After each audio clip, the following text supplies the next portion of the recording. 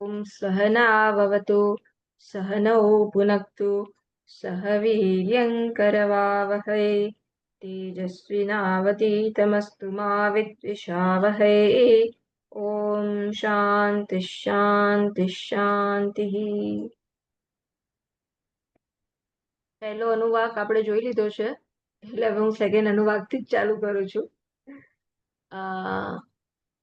ॐ नमो नारायणाय अद्य सम्भूतं पृथिव्यैरसाच्च विश्वकर्मणः समवर्ततादि तस्य त्वष्टा विदधद्रूपमेति तत्पुरुषस्य विश्वमाजानमग्रे वेदाहमेतं पुरुषं महान्तम् आदित्यवर्णिं तमसः परस्तात् तमेवं विद्वानमृत इह भवति नान्यः पन्था विद्यते यनाय प्रजापतिश्चरति गर्भे अन्तः अजायमानो बहुधा विजायते तस्य धीराः परिजानन्ति योनिम् मरीचीनां पदमिच्छन्ति वेदसः यो देवेभ्य आतपति यो देवानां पुरोहितः पूर्वो यो देवेभ्यो जातः नमो रुचाय ब्राह्मये रुचं ब्राह्मं जनयन्तः देवा अग्रे तदब्रुवन् यस्वैवं ब्राह्मणो विद्यात् तस्य देवा असन्वशे रीश्च ते लक्ष्मीश्च पत्न्यौ अहोरात्रे पार्श्वे नक्षत्राणि रूपम् अश्विनौ व्याप्तम् इष्टं मनिषाण अमुं मनिषाण सर्वं मनिषाण ॐ शान्ति शान्ति शान्तिः.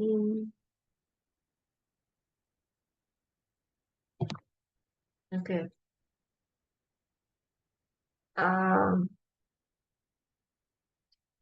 આજે તમારે મને હેલ્પ કરવી પડશે, ક્યાંક ક્યાંક હું આવી પાછી થઉં તો. તો અદ્ભ્ય હા, આવી ગયા કામિનીબેન રાઈટ ટાઈમે. હમણાં જ ચાલુ કર્યું કામિનીબેન, જસ્ટ ચાન્ટિંગ પૂરું કર્યું, હવે ચાલુ કરીએ છીએ. અદ્ય સંભૂત પૃથિવ્यै રસાચ્ચ વિશ્વકર્મણઃ સમવર્તતાધિ તસ્ય ત્વષ્ટા વિદધત રૂપમેતિ તત્પુરુષસ્ય વિશ્વમાજાનમગ્રે. તો લાસ્ટ ટાઈમ કીધું એમ આ અનુવાકમાં, આ બીજા ઉત્તર અનુવાકમાં આગળ જે કહ્યું છે એના ઉપર જ આલોચના છે, એના ઉપર જ કોન્ટેમ્પ્લેશન છે, એના ઉપર જ આપણે ઉપાસના કરી રહ્યા છે. આ વિરાટ પુરુષ ક્યાંથી જન્મ્યા? તો અદ્ભ્ય જળ તત્વ પૃથિવ્યય, સ્વામીજીએ કીધું છે પૃથિવ્યય ચોથી વિભક્તિ છે લલિતભાઈ સંસ્કૃત. તો ચોથી વિભક્તિ છે પણ પાંચમી સમજી લેવાનો, મંત્રમાં છાંદસ હોય કોઈક વાર, એટલે અદ્ભ્ય પંચમી છે, રસાત પંચમી છે, પૃથ્વી પણ પંચમી સમજી લેવાનો. તો આ પરમાત્મા, આ વિરાટ પુરુષ ક્યાંથી જન્મ્યા, ક્યાંથી ઉત્પન્ન થયા? તો અદ્ભ્ય પૃથ્વી અને રસ એટલે કે જળ, પૃથ્વી અને રસ એટલે તેજ તત્વ, અગ્નિ તત્વ, એ ત્રણ માંથી આ વિરાટ પુરુષ ઉત્પન્ન થયા, એનું ઉપાદાન કારણ બન્યું. તો ઉપાદાન કારણ આ પંચ મહાભૂત તરીકે ઓળખાવ્યા. વળી વિશ્વકર્મણ સમવર્તતાદિ, વળી આ ક્યાંથી ઉત્પન્ન થયા? વિશ્વકર્મામાંથી, એટલે કે ચેતન તત્વમાંથી એ ઉત્પન્ન થયા. એટલે ચેતન એનું કારણ છે. જગત કરતા પરમેશ્વરમાંથી તે અધિક રીતે સંપન્ન થયા. તો વિશ્વકર્મા એ જગતનું ચેતન અધિષ્ઠાન છે. કેમ કેમ જગતનું કહું છું હું? હમણાં 2 મિનિટ પહેલા તો વિરાટ પુરુષ બોલી અને પછી જગત બોલી, કેમ એવું ડિફરન્સ થયો? કારણ કે વિરાટ પુરુષ જ જગત રૂપે આપણા સમક્ષ હાજર છે. તો જેને જગત કહું છું એ વિરાટ પુરુષ જ છે. એ વિરાટ એ પરમાત્માની જગત તરીકેની અભિવ્યક્તિ, એને આપણે વિરાટ પુરુષ કહીએ છીએ.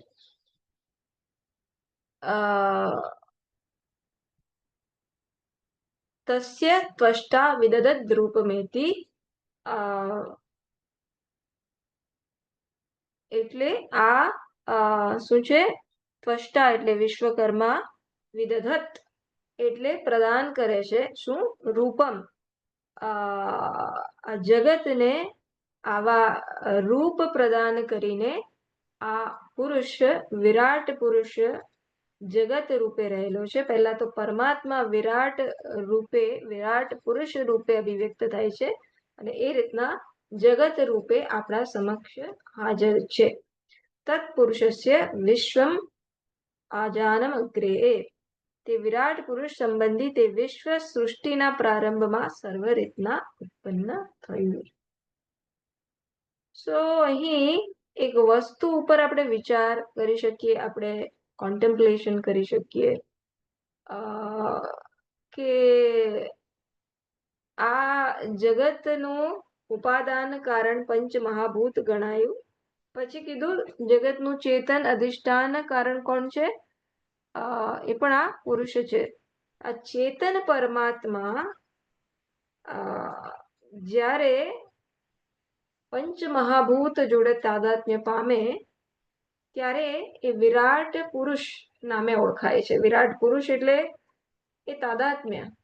જેમ સૂર્ય એના પ્રતિબિંબ જોડે તાદાત્મ્ય પામે અને કહે કે આ હું, તો એ સૂર્ય એટલો સીમિત થઈ જાય અથવા તો વિભૂતિ બની જાય. જો એને જાણ હોય કે આ રિફ્લેક્શન કે આ પ્રતિબિંબ રૂપે ખરેખર તો હું જ છું, તો એ વિભૂતિ બની જાય. અને જો અજ્ઞાન રહે તો એ મોહ થઈ જાય. તો અહીં પરમાત્મા આવી રીતના ચેતન તત્વ પરમાત્મા આ પંચ મહાભૂત જોડે તાદાત્મ્ય પામે છે અને એ રીતના વિરાટ પુરુષ અથવા તો જગત તરીકે આપણી સમક્ષ હાજર છે, આપણી સમક્ષ છે. તો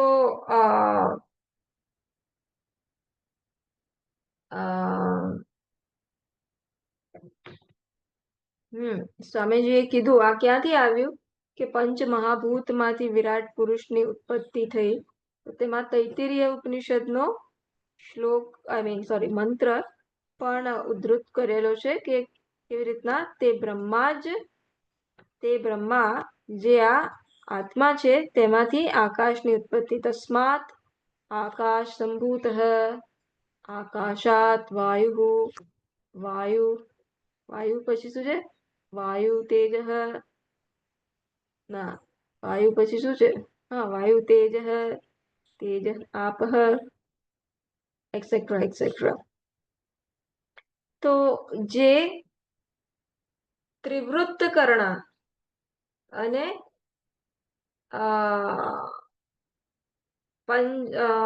પંચકૃત કર્ણ, જે પણ એનું ઇક્વિવેલન્ટ હોય, હું ભૂલી જાઉં છું એ. પણ જેમ છાંદોગ્યમાં ત્રિવૃત્ત કર્ણ કીધું, ત્યાં 3 એલિમેન્ટ્સ કીધા. પણ શાસ્ત્રમાં સંગતિ છે કે 3 એલિમેન્ટ્સ ભલે કીધા હોય, 3 મહાભૂત ભલે કીધા હોય, આપણે સમજી લેવાના કે એ 5 પંચ મહાભૂતનો સમાવેશ કરી દેવાનો. કે ઉત્પત્તિ, જગતની ઉત્પત્તિ શેમાંથી થઈ? આ વિરાટ પુરુષની ઉત્પત્તિ શેમાંથી થઈ? તો આ પંચ મહાભૂતમાંથી થઈ. અહીં આપણે કયા ઉત્પત્તિની વાત કરીએ છીએ? કેવી છે ઉત્પત્તિ? તો તાદાત્મ્ય રૂપ ઉત્પત્તિ, કે જ્યારે આ ચેતન તત્વ આ પંચ મહાભૂત જોડે તાદાત્મ્ય પામે છે ત્યારે આપણે એને ઉત્પત્તિ કહીએ છીએ. જેમ કે હું સુષુપ્તિમાંથી જાગ્રતમાં આવું તો કેવી રીતના આ મારા પર્સનાલિટી, મારા વ્યક્તિત્વના દરેક પાસા જોડે હું તાદાત્મ્ય પામી અને મારા ચેતન તત્વની, ધારે કે ચેતન તત્વની હું વૃદ્ધિ થતા જોઉં છું. ચેતન તત્વ વૃદ્ધિ પામ્યો ખરેખર શું એ વૃદ્ધિ પામ્યો છે? ચેતન તત્વ એવું ને એવું છે, એ વ્યાપ્યું છે, એ બધે સર્વ વ્યક્તિત્વમાં વ્યાપેલું છે, અને છતાં એ એમનું એમ છે, છતાં એમાં કોઈ વધઘટ નથી. એવું કેમ? કેમ એવું છે વધઘટ નથી? કારણ કે વ્યાપેલું છે અને છતાં અસંગ છે. રાઈટ? એ જો સંગ ક્યાંક હોત તો વધઘટ થઈ શકત અથવા તો વિકાર થઈ શકત, પણ આ એવું નથી. એના ઉપર જ થોડોક વધારે ચિંતન કરીએ કે મારો વિચાર લઈ લો. મનમાં એક વિચાર છે. કયો? સ્વામીની બેનને વિચાર છે કે સ્વામીજી પધારવાના છે, અને આપણે જોઈ લીધું કે મેન્યુ તૈયાર કર્યો, અને મુકેશભાઈએ બુક લખવાના છે.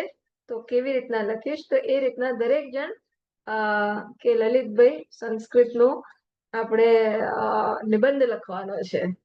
તો કયો નિબંધ લખીશ? ગુરુજી ઉપર લખીશ. અચ્છા, ગુરુજી ઉપર શું લખીશ? ગુરુજીના કયા કયા ગુણ? એટલે ચિંતન કેવું વ્યાપે છે. હવે આ પહેલું આપણે એકવાર ટાઇટલ નક્કી કરીએ, એક વિચાર આવ્યો, ત્યારે પણ શું હતો? ચેતન તત્વ એમનો એમ હતો.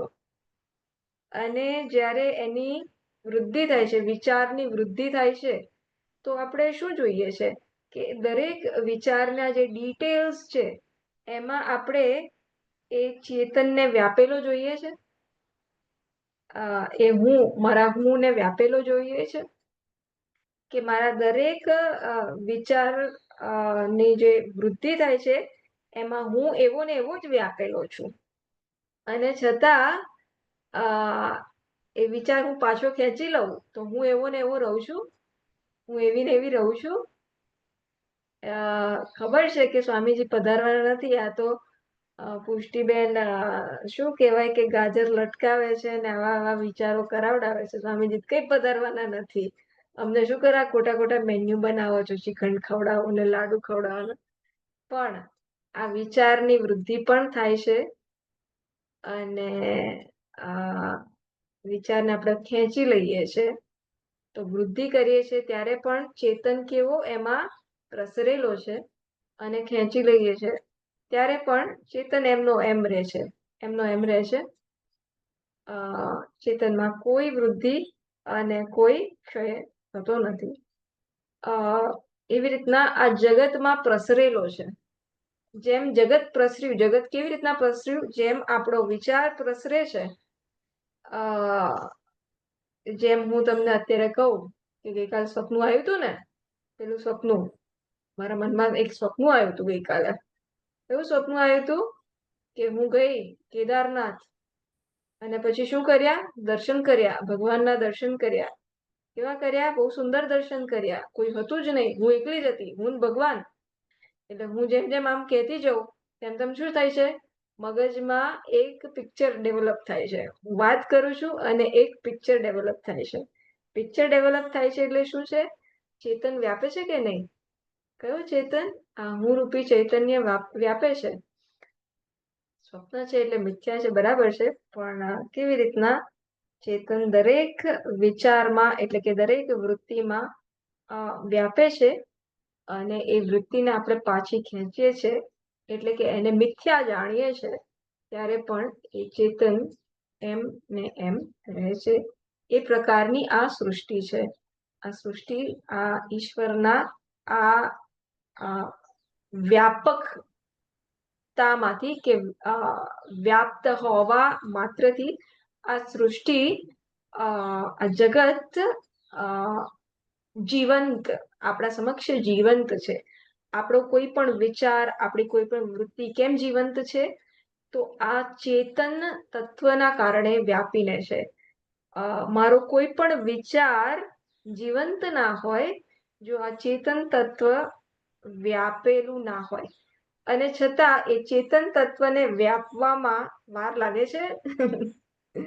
સ્પીડ ઓફ લાઇટ, ઈશાવાસ્યમાં જે કહ્યું છે, મનસઃ જવીય, કે કેવી રીતના આ ચેતન તત્વને કેટલી વાર લાગે છે ચંદ્રમા સુધી પહોંચતા? પ્રકાશને કેટલી વાર લાગે છે? એટલી વાર લાગે છે? ચેતન તત્વને થોડુંક વાર લાગે છે? ના. કેમ? કારણ કે એ હંમેશા હાજર જ છે. એ સર્વગત છે, સર્વવિભૂ છે, હંમેશા હાજર છે. એટલે એવું નથી કે એને અહીંથી ત્યાં ક્યાંક જવાનું છે. આવી રીતના આવો વ્યાપક ચેતન તત્વ પંચ મહાભૂત સાથે જ્યારે તાદાત્મ્ય પામે છે ત્યારે એ વિરાટ પુરુષ રૂપે અભિવ્યક્ત થાય છે. વિરાટ પુરુષ એટલે કે જગત રૂપે આપણા સામે અભિવ્યક્ત થાય છે. હરિઓમ પુષ્ટિ, એક શંકા જરા કઈ કહી શકો? હા, નહીં એટલે આ તો એવું મને જાણે લાગે છે કે વિરાટ પુરુષ એટલે નિર્ગુણ બ્રહ્મ ને આ જે છે તે સગુણ બ્રહ્મ છે. અને મને જરા શંકા એ લાગે છે કે આ ત્રણ તત્વમાંથી વિરાટ પુરુષ પ્રગટ થયો કે વિરાટ પુરુષ જ આ તત્વ રૂપે પ્રગટ થયો? આ પંચભૂતમાંથી એ પ્રગટ થયો કે એનામાંથી એ જ વિરાટ પુરુષ પંચભૂત રૂપે પ્રગટ થયો? એ જરા શંકા છે. હા, તો તત્વ નિર્ગુણ છે, બરાબર. વિરાટ પુરુષ જ્યારે આપણે કહીએ એટલે વિરાટ પુરુષ એટલે પહેલા તો વિરાટ પુરુષ એટલે સમજી લઈએ. વિરાટ પુરુષ એટલે જગત, વિરાટ પુરુષ એટલે સમક્ષ જગત, અથવા તો વિરાટ પુરુષ એટલે એ સમગ્ર જગતની પોટેન્શિયલ જેમાં છે. પહેલા આપણે જે જોયું પહેલા અનુવાકમાં કે પહેલા એ વિરાટ પુરુષ એ પોટેન્શિયલ રૂપે અવ્યક્તમાંથી જન્મ થયો એનો, રાઈટ, અને પછી એનું મેનિફેસ્ટેશન થયું. એટલે એ વખતે એને પહેલા માયામાંથી જન્મ થયો. એ રીતના એમણે એનો શું કહેવાય કે ડિસ્ક્રિપ્શન કર્યું. એટલે વિરાટ પુરુષ જ્યારે આપણે કહીએ તો એ સગુણ બ્રહ્મ થયું. એ સગુણ વિરાટ પુરુષ કહીએ એટલે એ સગુણ બ્રહ્મ થયું. અને એ સગુણ બ્રહ્મ ક્યાંથી જન્મ્યું? પરમાત્મામાંથી, એ નારાયણમાંથી. એ નારાયણ, એ જે નારાયણ નું આપણે ચિંતન કરવા માંગીએ છીએ, જેનું તત્વ આપણે સમજવા માંગીએ છીએ, એ નારાયણ આ વિરાટ પુરુષ રૂપે આ અભિવ્યક્ત થાય છે. તો પહેલા તો એ વિરાટ પુરુષ એટલે શેનું શેનું બનેલું છે એ સમજાવવા માંગે છે. એટલે કે છે વિરાટ પુરુષ એટલે જગત શેનું શેનું બનેલું છે? જગત એટલે આ કોસ્મોસ, એવરીથિંગ, જે પણ કઈ હું પરસીવ કરું, જે પણ હું જોઉં, એ આ વિરાટ પુરુષ છે. તો એ કેવી રીતના બનેલો છે? તો એની એ ક્યાંથી ઉદ્ભવ્યું? તો આ પંચ મહાભૂત એનું ઉપાદાન કારણ છે. અને આ વિશ્વકર્મણ સમવર્તતાથી એ ચેતન તત્વ એનું નિમિત્ત ચેતન કારણ છે. એટલે એવું નથી કે પહેલા એક આવ્યું ને પછી બીજું આવ્યું. જનરલી આપણા માઇન્ડમાં એવું હોય કે ઉત્પત્તિની જ્યારે પણ આપણે વર્ણન કરીએ તો ચલો પહેલા કશુંક થયું, પહેલા શું આવ્યું? પેલી માટી આવી, પછી કુંભારે એને ઘડી. એ પ્રકારનું આપણી મેન્ટાલિટી હોય. પણ અહીં કેવી છે? અહીં એ ઉપાદાન અને કયા પ્રકારનું શું કહેવાય કે ઉત્પન્ન થવું છે? જેમ સૂર્ય એના પ્રતિબિંબમાં પ્રવેશ કરે છે, જળરૂપી ઉપાધિ છે, એમ આ પંચ મહાભૂત રૂપી ઉપાધિ છે. અને આ વિશ્વકર્મ એમાં પ્રવેશે ત્યારે આ પંચ મહાભૂત હું છું એ પ્રકારનું જે જાણે કે અભિગમ થાય, એ પ્રકારની જાણે કે જે શું કહેવાય કે એક અભિવ્યક્તિ થાય, કે પોતાની સમજ થાય, એને આપણે વિરાટ પુરુષ કહીએ છીએ, કોસ્મિક પર્સન કહીએ છીએ. મેં બધા પાસા સમજાવ્યા તમારા પ્રશ્નના કે થોડાક રહી ગયા? ભૂલી ગઈ, તમારા પ્રશ્ન અમુક પાસા રહી ગયા હોય તો. હજુ સ્પષ્ટતાની જરૂર હોય તો? ના, બરાબર. મતલબ કે ભાઈ એ વિરાટ પુરુષ જ વ્યક્ત થાય છે આ રીતે.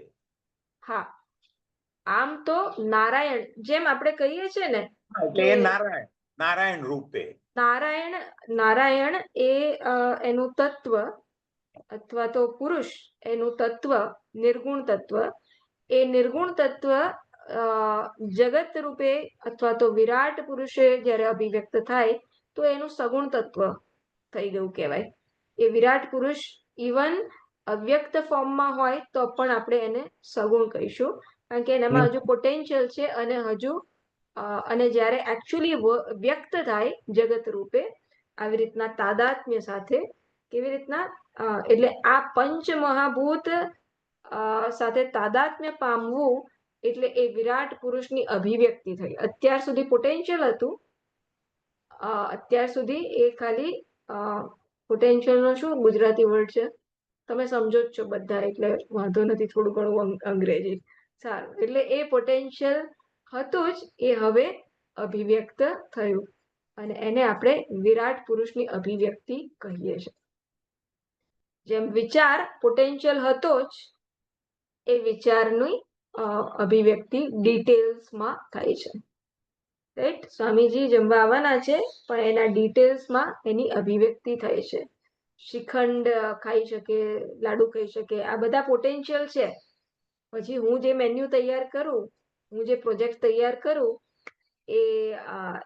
એમાં એ વ્યાપેલો જ છે, એટલે એ તાદાત્મ્ય પામે જ છે, એ ચેતન તત્વ પામે જ છે. એવી રીતના આ વિરાટ પુરુષ એટલે કે ચેતન તત્વ જ્યારે આ પંચ મહાભૂત સાથે તાદાત્મ્ય પામે તો આપણે એને વિરાટ પુરુષની અભિવ્યક્તિ કહીએ છીએ. બરાબર, ઓકે.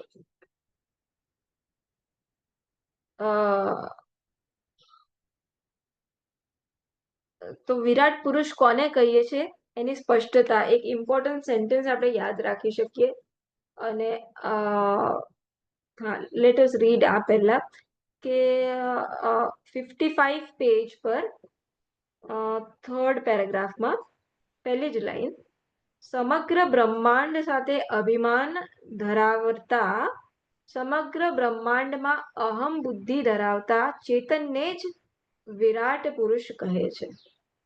બરાબર, એટલે આ હું આટલો જ હું એવું નહીં, આખું બ્રહ્માંડ હુંમાં તાદાત્મ્ય જે ધરાવે છે એને આપણે વિરાટ પુરુષ કહીએ છીએ. એટલે એ ડેફિનેશન પ્રમાણે વિરાટ પુરુષ કેવો થઈ ગયો?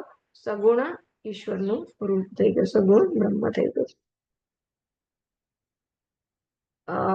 પણ આપણે કહીએ છીએ ને કે હિરણ્યગર્ભ ઈશ્વર, હિરણ્યગર્ભ અને શું કહીએ છીએ બીજું? વિરાટ. તો ઈશ્વર એ નિર્ગુણ રૂપ, એમાંથી હિરણ્યગર્ભ એટલે સમષ્ટિ સૂક્ષ્મ શરીર, અને એમાંથી વિરાટની ઉત્પત્તિ થઈ, એટલે કે એમાંથી સમષ્ટિ સ્થૂળ શરીરની ઉત્પત્તિ થઈ. એટલે પહેલા બધાનો સોર્સ તો નિર્ગુણ છે, એના ઉપર પછી આ સમષ્ટિ સૂક્ષ્મ શરીરની કલ્પના કરવામાં આવી, અને પછી એ સમષ્ટિ સૂક્ષ્મ શરીર જ આગળ જઈને સમષ્ટિ સ્થૂળ શરીર તરીકે અભિવ્યક્ત થાય છે, એના રૂપે તાદાત્મ્ય પામે છે. તો આ પ્રક્રિયા છે, આ કોન્સેપ્ટ છે વેદાંતનો. ઈશ્વરની આ પ્રકારે અભિવ્યક્તિ થાય છે, અને થાય છે ને આપણામાં થાય છે ને. આપણે ઈશ્વરની આપણને કોઈ પણ વાર સમજણ ના પડે ને તો આપણા શરીરમાં જોઈ લઈએ ને, અથવા તો આપણી અવસ્થાઓમાં જોઈ લઈએ ને, તો થોડો ઘણો એક આપણને મિનિએચર ફોર્મમાં આપણને ખબર પડી જશે કે સુષુપ્તિમાં કેવું હોય છે. કશું જ વિશેષતા નથી હોતી. એ આપણે એને કેવી રીતના શેની જોડે તુલના કરી શકીએ? ઈશ્વર જોડે. ઈશ્વર નિર્ગુણ સ્વરૂપ જેમ છે, ઈશ્વરનું જે કોર સ્વરૂપ જે કહીએ આપણે નિર્ગુણ છે, એ પ્રકારે સુષુપ્તિમાં પણ આપણે કોઈ ગુણને ધારણ નથી કરતા. પછી એ જાગ્રતમાં આવતા પહેલા જેમ એ પોટેન્શિયલ ડેવલપ થાય છે, એક અહમ ભાવ ડેવલપ થાય છે, અથવા તો હું જાગ્યો ત્યારે ખાલી હું છું એ ડેવલપ થયું, અને પછી કેવી રીતના 1-2 સેકન્ડ પછી એ વિસ્તાર થાય છે કે હું છું એટલું જ નહીં, હું આ શરીર, હું આ પુષ્ટિ છું, હું આ મન છું, હું આ બુદ્ધિ છું, મારે આ ક્રિયા કરવાની છે, એ કેવી રીતના વિસ્તૃત થાય છે. તો એ રીતના ઈશ્વર, હિરણ્યગર્ભ અને વિરાટ, એ રીતના આપણે આ ચેતન તત્વ કેવી રીતના આ સમષ્ટિ અને સૂક્ષ્મ અને સ્થૂળ શરીરમાં પ્રસરેલો છે, વ્યાપેલો છે, એને સમજી શકીએ. ઓકે, બીજા શ્લોકમાં કે બીજા મંત્રમાં વેદાહમેતમ પુરુષમ મહાંતમ, જે આ પુરુષને, આ હું છું, આ મહાન પુરુષ એ હું છું એ પ્રકારે જાણે છે. એટલે કે જે ઐક્યને જાણે છે, જે જાણે છે કે જે તત્વ, જે નિર્ગુણ તત્વ આ મહાન વિરાટ પુરુષમાં છે, એ જ નિર્ગુણ તત્વ મુજ પુષ્ટિમાં કે લલિતભાઈમાં કે મુકેશભાઈમાં કે કામિનીબેનમાં છે. એ રીતના જે ઐક્ય જાણે છે કે પરમ તત્વ એક જ છે, એ જુદી જુદી ઉપાધિમાં વ્યક્ત જુદી રીતના થાય છે, માટે એ જાણે કે સીમિત છે એવું આપણને ભ્રમિત કરી દે છે. વાસ્તવમાં તો એ જેના થ્રુ કે જે વસ્તુ આ ઉપાધિ થ્રુ અભિવ્યક્ત થઈ રહી છે, આ પુષ્ટિરૂપી ઉપાધિ વડે, અથવા તો લલિતભાઈ, અથવા તો મુકેશભાઈ વડે, અથવા તો કામિનીબેન વડે, આ જે તત્વ આ ઉપાધિ વડે અભિવ્યક્ત થઈ રહ્યું છે, એ તો એક જ છે. આજે આપણા બધામાંથી આપણે કશું પણ વિચાર કરીએ, અને જે ચેતન વ્યાપેલો છે એ વિચારમાં, અને જે ચેતન એ વિચારની વૃદ્ધિ થાય તેમ તેમ જાણે કે વૃદ્ધિ થાય છે એમ આપણને ભાસે છે. એ ચેતન તત્વ તો એક જ છે, અને એ ચેતન તત્વ જો મારા વિચારમાં એ વૃદ્ધિ પામતો નથી, ક્ષય પામતો નથી, તમારામાં એ વૃદ્ધિ પામતો નથી, ક્ષય પામતો નથી, તો એ શું ભિન્ન ભિન્ન ચેતન તત્વ છે? મારા તમારામાં શું ભિન્ન ભિન્ન ચેતન તત્વ છે? શું આત્મા અનેક છે કે આત્મા એક છે? આત્મા અનેક હોઈ શકે. અનેક થવા માટે કોઈક એને ડિફરન્શિએટ કરી શકે, વિવિધતાને જુદી પાડી શકે, એવા કોઈ લક્ષણ છે કે હું એવું કહી શકું કે આ પુષ્ટિનો આત્મા છે, આ લલિતભાઈનો આત્મા છે, એ ચેતન તત્વ આ પુષ્ટિનો છે, આ લલિતભાઈનો છે, અથવા તો આ નેપાળના પ્રાઇમ મિનિસ્ટરનો છે, આ નેપાળનો જેણે આ બધું બાળ્યું એનો છે, એ રીતના હું એને જુદો પાડી શકીશ? તો વ્યવહારમાં કેમ આપણને પ્રોબ્લેમ થાય છે? કારણ કે વ્યવહાર આપણે ઇમોશનલ લેવલે કરીએ છીએ. ઇમોશનલ લેવલે વ્યવહાર કરીએ છીએ. પ્રોબ્લેમ્સ બધા ઇમોશનલ છે. એટલે સ્વામીજી જેમ હંમેશા કહે છે કે અહીં આપણને સમજણ પડે છે કે ચેતન તત્વમાં કેવી રીતના ઐક્ય છે, એમાં કઈ ભિન્નતા નથી, અને છતાં આપણે વર્તન કરીએ છીએ ત્યારે આપણે ભેદભાવ જાણે ક્યાંક આવી જાય છે. કારણ કે ક્યાંક આપણને પક્ષપાત લાગે છે, ક્યાંક આપણને પક્ષપાત થાય છે, ક્યાંક આપણી લાગણી વધારે રેડાય છે, ક્યાંક આપણી લાગણી વધારે રેડાતી નથી, ક્યાંક અન્યાય જ્યાં હોય ત્યાં આપણને જાણે કે ગુસ્સો આવે છે. તો આવું બધું કેમ છે? આપણે ક્ષમતા જાળવી શકીએ છીએ? આપણે એ ઐક્યને જોઈ શકીએ છીએ? ના, અત્યારે નહીં. કેમ?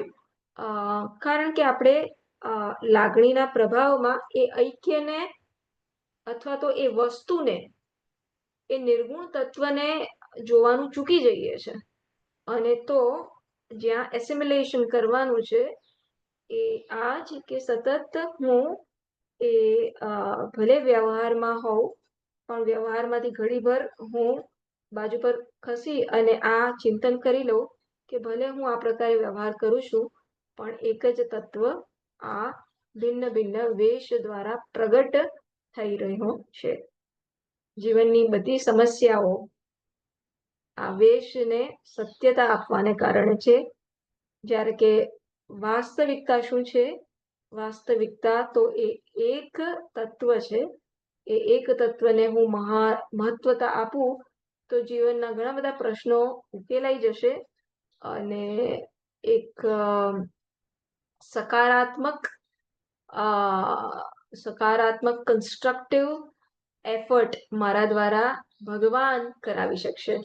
જો હું એ નિર્ગુણ તત્વમાં સ્થાપિત થઈ શકું, જો હું એ ઐક્યના દર્શન બધા નામ રૂપ અને બધા વેશમાં હું કરી શકું, તો મારે કશું કરવાની જરૂર ના પડે. ભગવાન મારા થ્રુ, મારા વેશ થ્રુ એમને જે કરવું હોય એ મારા દ્વારા એ કરાવી શકે. તો let us all be instruments in the hands of Bhagwan. આપણે ભગવાનના પાર્ષદો બનીએ કે ભગવાનના સૈનિકો બનીએ કે ભગવાનના હાથે નિમિત્ત બનીએ કે એમને જે કરાવવું છે એ આપણા માધ્યમ દ્વારા એ કરી શકે. અને એ તો જ હોય જ્યારે આપણે આપણો સ્વાર્થ, આપણી ઇન્ડિવિજ્યુઆલિટી એટલે કે આટલો હું એ છોડીએ. અને એ ક્યારે છોડી શકીએ? કે જ્યારે હું સમષ્ટિ જોડે તાદાત્મ્ય પામું કે આ હું અને સમષ્ટિ, આ હું અને આ વિરાટ એ ભિન્ન ભિન્ન વસ્તુ નથી. આ એક જ ચૈતન્ય હું તરીકે પણ અભિવ્યક્ત થાય છે અને આ વિરાટ પુરુષ તરીકે પણ અભિવ્યક્ત થાય છે. મેનિફેસ્ટેશન થ્રુ ડિફરન્ટ ઉપાધિ પણ એક જ તત્વ છે. આ ઐક્યમાં હું જેમ જેમ સ્થાપિત થઉં, જેમ જેમ એ સ્વાર્થ છૂટતો જાય અને સમષ્ટિ જોડે સંકળાતો જાઉં, એટલે કે એ નિર્ગુણ તત્વમાં સ્થાપિત થતો જાઉં, તેમ તેમ એ ઈશ્વર મારા દ્વારા ફંક્શન થતો જાય અને જગતના કલ્યાણાર્થે એમણે જે પણ કંઈ કરવું હોય ધર્મની સ્થાપના માટે એ બધું થતું જાય. આપણે આમ ખાસો રાઈડ લીધો, પણ પાછા આવી જઈએ તો વેદાહમેતમ પુરુષમ મહાંતમ. જ્યારે હું જાણું આ પુરુષને, આ મહાન પુરુષને કેવી રીતના જાણું? હું તરીકે ઐક્ય જાણું. આદિત્ય વર્ણમ તમસઃ પરસ્તાત. આ પુરુષ કેવો છે વળી? આદિત્ય વર્ણ જે સમાન. આદિત્યનું વર્ણ કેવું છે? પ્રકાશ જેનું સ્વરૂપ છે એવો, સ્વપ્રકાશ જેનું સ્વરૂપ છે એવો આ પુરુષ. અને કેવો છે એ પુરુષ? તમસઃ પરસ્તાત. આદિત્ય જ્યાં હોય, સૂર્ય જ્યાં હોય ત્યાં તો અંધકાર ના હોય. એવો છે આ? ના ના, એવો નથી. અહીં તો આ અવિદ્યાને પણ અવકાશ પ્રદાન કરે છે. એને ખસેડતો નથી, એને પણ પ્રકાશે છે. કે આપણને કેવી રીતના ખબર પડે છે કે મને આનું જ્ઞાન નથી અથવા તો મને મિસઅન્ડરસ્ટેન્ડિંગ છે? તો એ વસ્તુને પણ જે પ્રકાશ કરે છે એ આ મહાન પુરુષ છે, એ આ મહાન ચૈતન્ય છે. તમેવમ વિદ્વાન અમૃત ઇહ ભવતી નાન્ય પંથા વિદ્યતે યનાય. એને જાણીને જ માણસ અમૃતત્વને પામે છે. આ ઐક્યને જાણવાથી જ આપણે અમૃતત્વને પ્રાપ્ત કરીએ છીએ. એટલે જાણીએ છીએ કે અમૃતત્વ મારું સ્વરૂપ છે. અમૃતત્વ પ્રાપ્ત કરવાની વસ્તુ નથી. પ્રાપ્તસ્ય પ્રાપ્તિ એ મારું સ્વરૂપ છે. જે 10મો છોકરો પોતાને 9મો ગણતો હતો, એ 10મો હવે જ્યારે જાણે છે ત્યારે એને 10મો જાણે કે પ્રાપ્ત થયો. પણ હકીકતમાં શું થયું? એને 10મો પ્રાપ્ત થયો એટલે 10મો પોતાને જાણ્યો. હું 10મો નહોતો, એ ભ્રમ ખસેડ્યો. એવી રીતના હું મર્ત્ય હતો, એ ભ્રમ ખસેડવું એ જ અમૃતત્વની પ્રાપ્તિ છે. તો આ ઐક્ય દર્શનમાં જે મૃત ભાવ હું અત્યાર સુધી સેવું છું એ ખસી જાય છે. અથવા તો જ્યારે મૃત ભાવ ખસી જાય છે ત્યારે હું આ અમરત્વને નો અમરત્વનો સ્વીકાર કરી શકું છું, એને હું જોઈ શકું છું, એની જોડે હું એક થઈ શકું છું. નાન્ય પંથા વિદ્યતે નાય, આ જાણવા સિવાય બીજો કોઈ માર્ગ નથી અમૃતત્વને પ્રાપ્ત કરવા માટે. આમ આ પુરુષ કેવો છે? મહાનતમ છે, દેશ કાળ અને મર્યાદાથી રહિત છે. કેમ? કારણ કે આ પુરુષ કોઈ પણ જગ્યાએ હોય, આપણા વિચારમાં હોય, કોઈ જગતના કોઈ તત્વમાં હોય, તો હિમાલયમાં હોય, ગંગાજીમાં હોય, કોઈ મંદિરમાં હોય, પુરુષ ક્યાંય પણ બધે વ્યાપેલો છે. પણ એ એ વ્યાપેલો છે છતાં ત્યાં સીમિત નથી. અસંગ છે, એ સીમિત નથી. તો આ એક ઇમ્પોર્ટન્ટ લક્ષણ છે કે પુરુષ બધે જ વ્યાપેલો છે અને છતાં એ વસ્તુથી સીમિત નથી. તો હું કેવો છું? હું વ્યાપેલો છું. હું મારા બધા વર્તનમાં, મારા બધા વિચારમાં, બધી લાગણીમાં વ્યાપેલો છું. હા, વ્યાપેલો છું. પણ અત્યારે કેવું થાય છે, લાગણી દુઃખની હોય તો જાણે હું દુઃખી થઈ જાઉં છું. કેમ? શું ચેતન ખરેખર દુઃખી થઈ જાય છે કે એ મારા ભ્રમના કારણે હું દુઃખી છું એવું માનું છું? એ ભ્રમના કારણે એ એવું થાય છે. તો આ સતત આત્મ અનાત્મ વિવેક કરાવડાવીએ કે હા, ભલે દુઃખની લાગણી જન્મી, એ મનમાં જન્મી, હું એ દુઃખની લાગણી જન્મી એનો જોનાર છું, હું દ્રષ્ટા છું. આ સતત આ પ્રકારે educating the mind, રિમાઇન્ડિંગ the mind, એનાથી હું જે જૂની ટેવ પડી ગઈ છે કે ઉપાધિના ધર્મ જોડે હું મારી જાતને જોડું, એ તાદાત્મ્યને કરતા અટકાવું. અથવા તો તાદાત્મ્ય તો થશે, પણ તાદાત્મ્ય છે માટે સત્ય છે એવું જરૂરી નથી. જેમ મિરાજ વોટર, મૃગજળ દેખાશે, મૃગજળ દેખાવાનું બંધ નહીં થાય, પણ મૃગજળને આપણે જે સત્યતા આપતા હતા એ આપણે સત્યતા આપવાની બંધ કરીએ છીએ. એવી જ રીતના આ ઇમોશન્સ ભલે આવે, લાગણીઓ ભલે આવે, અને સુખ દુઃખ, સુખી દુઃખી પણ ભલે જન્મે, પણ વેરી નેક્સ્ટ મોમેન્ટ હું મારી જાતને રિમાઇન્ડ કરી શકું કે ભલે આવું અત્યારે જન્મ્યું, પણ આ એક આ સુખ દુઃખ, હું સુખી, હું દુઃખી નથી, એ મિથ્યા આભાસ થઈ રહ્યો છે, એ સત્યતા નથી. આ સત્ય મિથ્યા વસ્તુનો આપણે વિવેક કરી શકીએ, આત્મ અનાત્મ વિવેક કરી શકીએ, સાથે સાથે આ સત્ય શું છે, મિથ્યા શું છે, એ વિવેક પણ કરી શકીએ.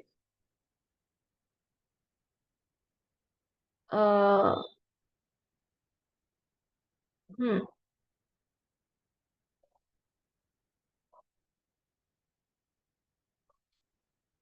હમ તો વ્યષ્ટિને પ્રકાશ કરતો ચેતન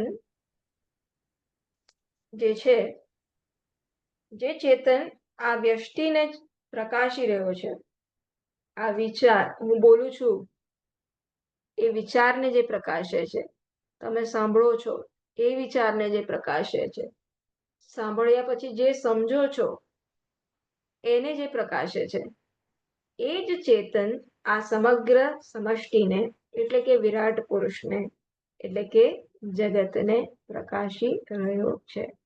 કોઈ ભિન્નતા નથી. આ ઐક્યનું દર્શન, આ ઐક્યનું દર્શન કર્યા સિવાય બીજો કોઈ માર્ગ નથી અમૃતત્વને પ્રાપ્ત કરવાનો.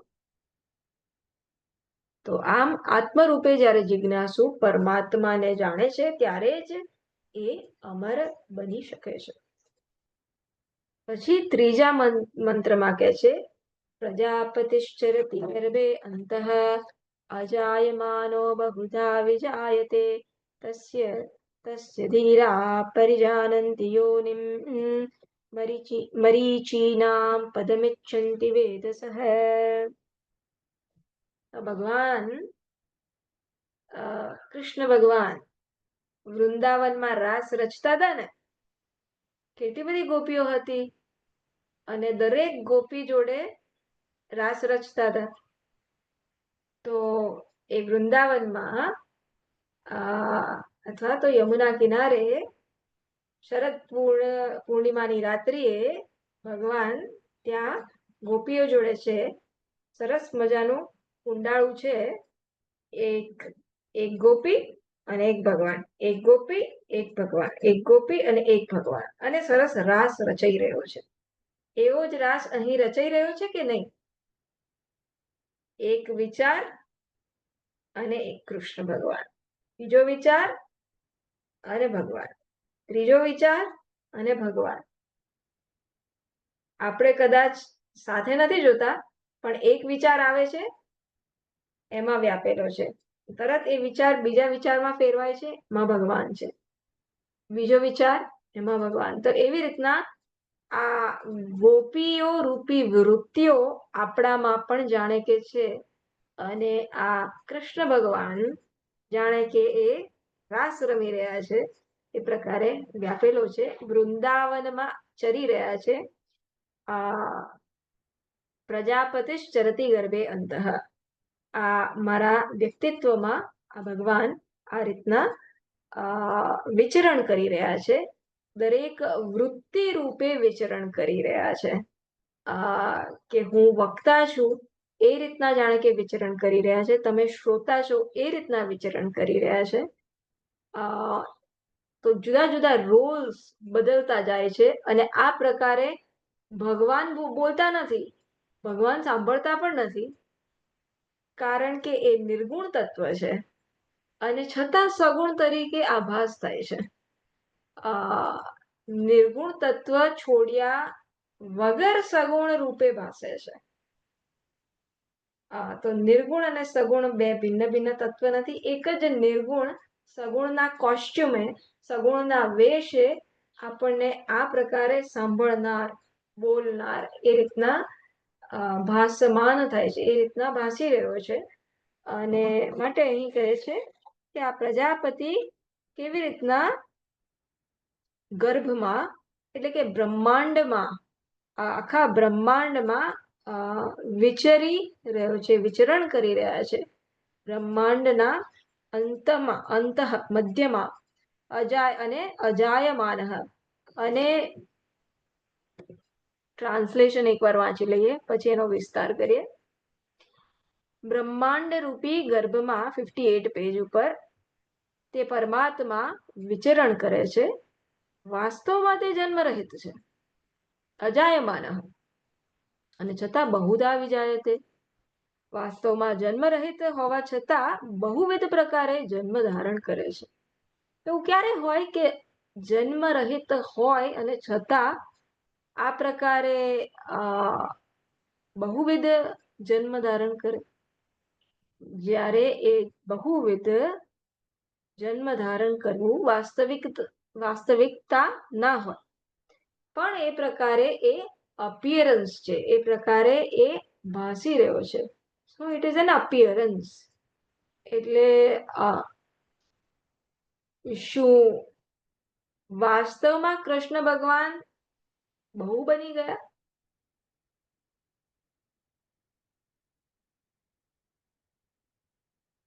દરેક ગોપીઓ જોડે એક એક કૃષ્ણ છે, વાસ્તવમાં ભગવાન બહુ બની ગયા? બહુ બનવાનો ક્યારે સવાલ આવે? ક્યારે બહુ બનવું પડે? એક થી અન્ય થવાની શક્યતા હોય ત્યારે ને. પણ આ પરમાત્મા કેવો છે? એકમેવ અદ્વિતીયમ સદૈવ સૌમ્ય ઇદમગ્રે આસીત.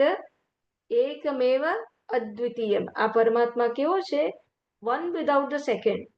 એવો એક જેમાં બીજું એવું પોસિબલ નથી, એવો આ ભગવાન છે. તો બહુધા વિજાયતે એવી પોસિબિલિટી છે, બહુ એવી પોસિબિલિટી છે જ નહીં. જ્યાં એક જ તત્વ છે, જે છે એ આ ઈશ્વર જ છે. તો બહુ બનવાનો સવાલ ક્યાં છે? અન્ય બનવાનો સવાલ જ નથી. બહુ બનવાનો સવાલ ક્યારે આવે? અન્યતા પોસિબલ હોય તો. અન્યતા જેવું કશું છે જ નહીં પોસિબલ. જે છે એ આ ઈશ્વર જ છે. તો જે છે એ આ ઈશ્વર જ આ રૂપે અભિવ્યક્ત થઈ રહ્યો છે નામ રૂપના વેશમાં. તો આવી રીતના જન્મ રહિત હોવા છતાં બહુવિધ પ્રકારે જન્મ ધારણ કરે છે. ધીર પુરુષ તસ્ય ધીરાહ પરિજાનંતી યોનિમ. ધીર પુરુષો, જ્ઞાની પુરુષો એમના આ સ્વરૂપને, યોનિમને એટલે સ્વરૂપને, વાસ્તવિક સ્વરૂપને, આ ઐક્યને, આ નિર્ગુણ તત્વને એ જાણે છે. અને મરીચીના પદમિચ્છંતી વેદસઃ, જેને જાણવા આ મરીચી વગેરે ઋષિઓ પણ આતુર, જે પદને, જે નિર્ગુણ તત્વને પામવા માટે સમગ્ર લોક આતુર હોય છે, એવા પદને એ પામે છે. એવા પદને એ પામે છે એટલે એવા પદને એ જાણે છે. અહીં મરીચી નામ એના ભિન્ન ભિન્ન અર્થ કર્યા છે, પણ હું એમાં નથી જતી. તત્વ એટલું જ છે કે જે પદને દરેક મનુષ્ય ઈચ્છે છે. કયું પદને ઈચ્છીએ છીએ આપણે? સુખને ઈચ્છીએ છે. મારે લિમિટેશન ના જોઈએ એ ઈચ્છીએ છે. મારે હેલ્પલેસનેસ ના જોઈએ એ ઈચ્છીએ છે. હું વ્યવહાર કરતી વખતે જ્યાં ત્યાં ઘવાવું એ નથી જોઈતું, એ જોઈએ છે. એ પદ મને જોઈએ છે. અત્યારે હું વ્યવહારમાં ઘવાવું છું, ઘડીએ ને પડીએ. હું વ્યવહારમાં સીમિતતા અનુભવું છું, અથવા તો મારી સાધના કરતા હોઉં તો એમાં પણ અનુભવું છું કે ના, હજુ કચાશ છે, હજુ મારે આત્મસાત કરવાનું છે. તો એ એફર્ટમાં જ ક્યાંક ક્યાંક આપણે શું કહેવાય, આપણા સ્વરૂપથી પોતાની જાતને દૂર કરીએ છે. પણ આ ધીર, આ જ્ઞાની પુરુષ શું સમજે છે? સમજે છે, એ જાણે છે કે આ એક જ તત્વ ભિન્ન રૂપે અભિવ્યક્ત થઈ રહ્યો છે, અને માટે હકીકતમાં જન્મ જેવી વાસ્તવિક જન્મ એવું કશું છે નહીં, ખાલી અભિવ્યક્તિ છે. અવ્યક્તમાંથી વ્યક્ત થવું એને જ આપણે જન્મ કહીએ છીએ. તો મૃત્યુ પણ શું છે? વ્યક્તમાંથી પાછા અવ્યક્ત થઈ જવું, એને આપણે મૃત્યુ કહીએ છીએ. તો આ પ્રકારની જન્મ અને મૃત્યુની આપણી ડેફિનેશન ધીરે ધીરે ક્લિયર થતી જાય. સમજ્યા તો છે જ માનસિક ઇન્ટેલેક્ટ બુદ્ધિના સ્તરે, પણ પેલું હજુ કોઈ આપણું સગું વાલું જાય તો આપણને ખટકે છે. એટલે આ વસ્તુને એ જે જુદી ડેફિનેશન હવે કરવાની છે કે જન્મ એટલે શું, તો અવ્યક્તમાંથી વ્યક્ત એને જન્મ, અને મૃત્યુ એટલે શું, તો વ્યક્તમાંથી અવ્યક્ત એ મૃત્યુ. તો આ વસ્તુને ધીરે ધીરે આપણે એના સંસ્કાર પાડતા જઈએ તો જે આત્મીય વ્યક્તિઓ જ્યારે વિદાય લે તો એટલો બધો શોક કદાચ નહીં જન્મે, કાં તો આપણે એનામાંથી ઉપર વાસ્તવિકતાનો સ્વીકાર કરીને ઉપર આવી શકીશું, જલ્દીથી આપણે આવી શકીશું. હા, થોડુંક દુઃખ થાય, એ સંવેદનશીલતા હોવી જોઈએ, પણ એમાંથી ઉપર પણ આપણે આવી શકીશું. ટાઈમ થઈ ગયો છે કામિની બેનનો.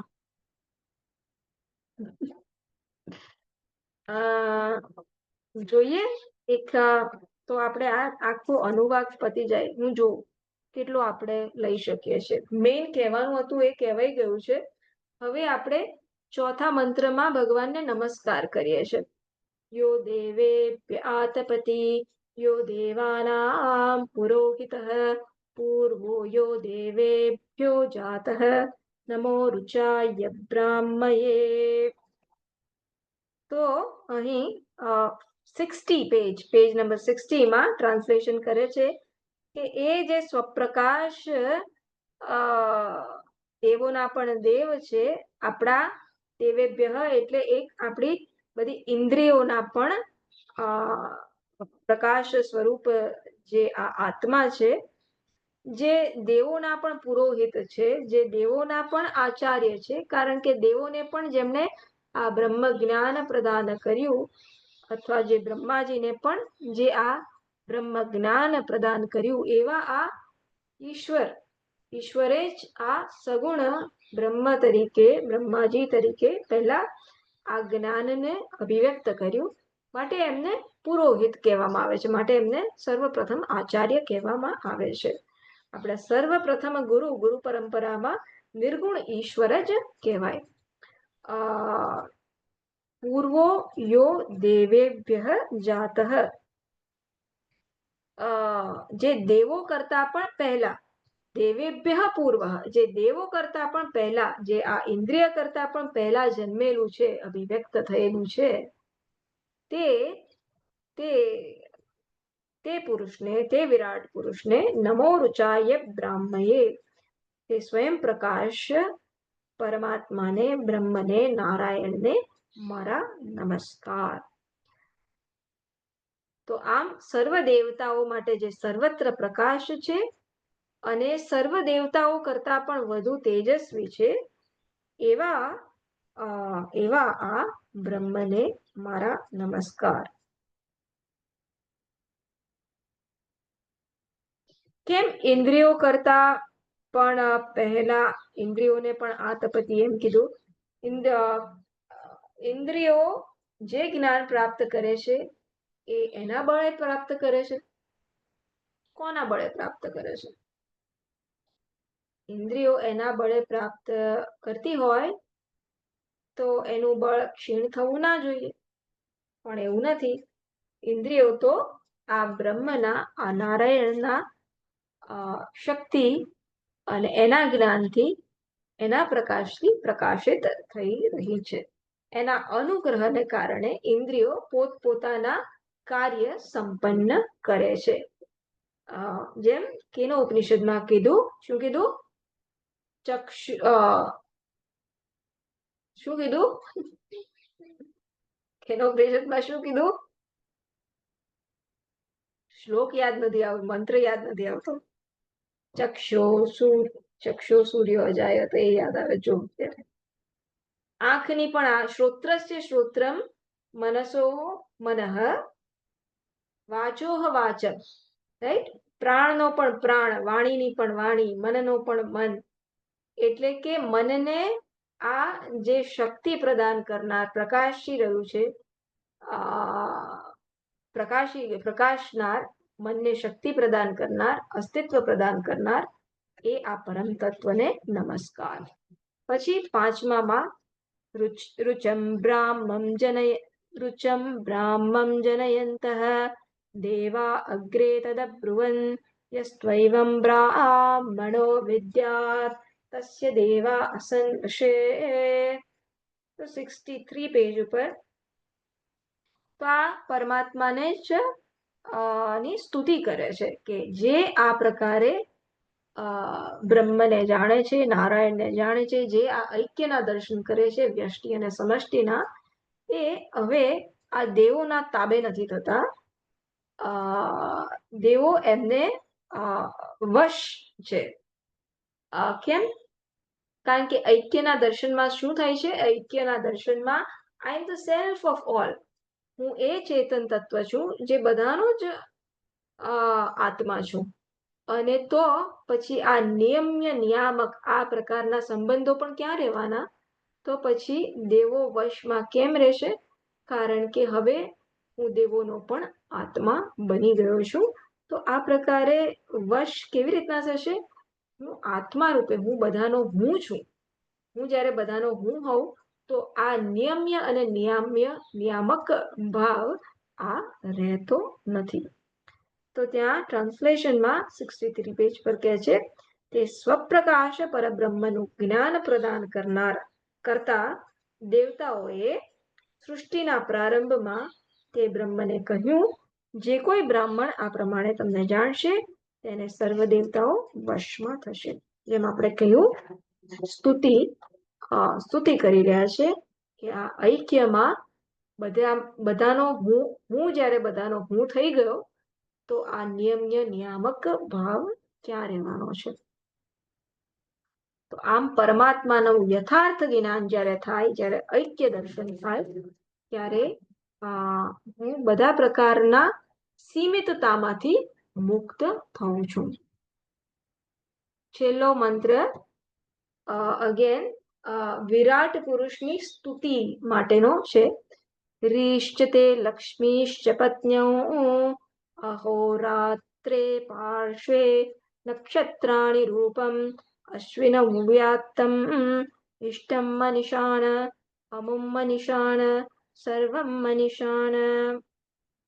65 પેજ પર આ પરમાત્મા કે હે પરમાત્મા, સરસ્વતી રીહી એટલે કે મનનું હરણ કરનારી સરસ્વતી અને લક્ષ્મી દેવી આપની પત્નીઓ છે.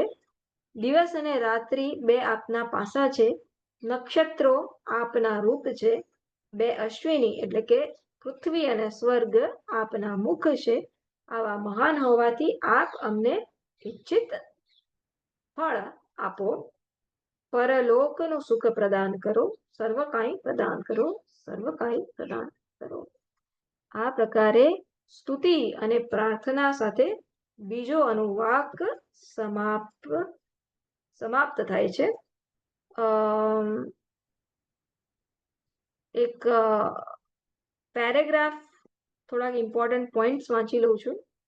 65 પેજ ઉપર બીજો પેરેગ્રાફ રીનો બીજો અર્થ કરવામાં આવે છે યોગ્ય અને અયોગ્યનો વિચાર કરવાનું સામર્થ્ય ધરાવતી બુદ્ધિ. આ અર્થમાં રી ઈશ્વરની સર્વજ્ઞતાનું સૂચન કરે છે અને આ બંને શક્તિ તેની સતત સેવા કરે છે. સરસ્વતીજી અને લક્ષ્મીજી દેવી સતત સેવા કરે છે, જેને આધારે તે સૃષ્ટિનું સર્જન અને પાલન કરી શકે છે. વળી કહે છે દિવસ અને રાત્રિ બે આપના પાસા છે. દિવસ એ પ્રકાશનો સૂચક છે અને રાત્રિ સૌમ્યતાની.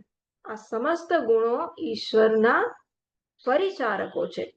નક્ષત્રો આપના રૂપ છે, તેજ છે. તપ અને જ્ઞાન રૂપી તેજ. કેવું તેજ? તો તપ અને જ્ઞાન રૂપી તેજ છે. અશ્વિની દેવો એ સ્વર્ગ અને પૃથ્વીના સૂચક છે. સ્વર્ગ અને પૃથ્વી આપનું ખુલ્લું કરેલું મુખ છે, જે મુખમાં સમગ્ર જગત સમાયેલું છે. આમ ઈશ્વરની સર્વ વ્યાપકતા સૂચવે છે.